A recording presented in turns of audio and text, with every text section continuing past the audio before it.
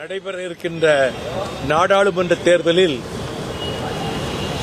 India கூட்டணிக்கு தமிழகத்திலே தலைமை தாங்குகிற திராவிட முன்னேற்றக் கழகத்தின் தலைமையிலான கூட்டணியில் இணைந்து பணியாற்றுவது திராவிட இயக்கத்தை மென்மேலும் வலுப்படுத்துவதற்கு எங்களுடைய அனைத்து சக்திகளையும் அதற்கு பயன்படுத்துவோம்.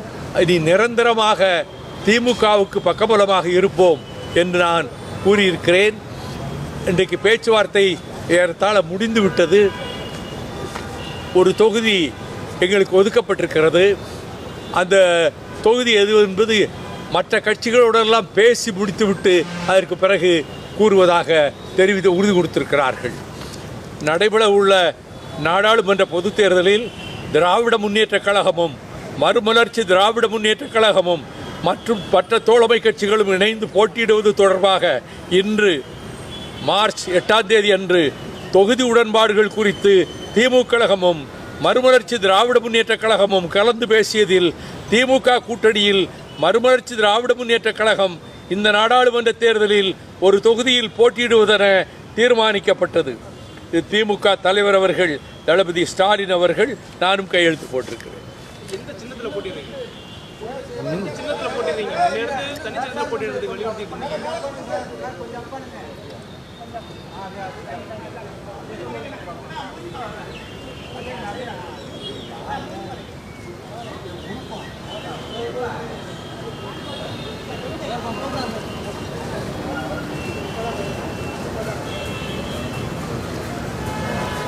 நாங்கள் தனிச்சின்னத்தில் போட்டிடுறோம்.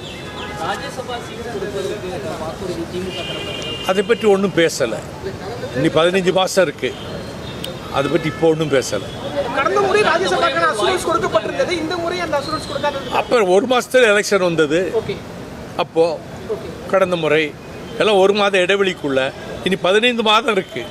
அதனால் அந்த கட்டத்தில் பேச வேண்டிய நேரத்தில் வந்து பேசுவோம்.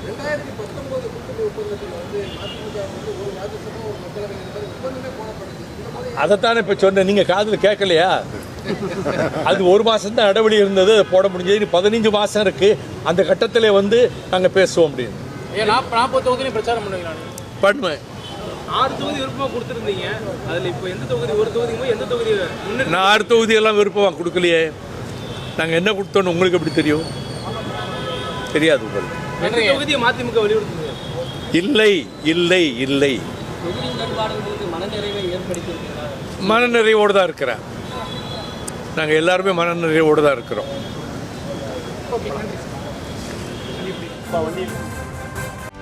செய்திகளை உடனுக்குடனும் துல்லியமாகவும் தெரிந்து கொள்ள சப்ஸ்கிரைப் பண்ணுங்க.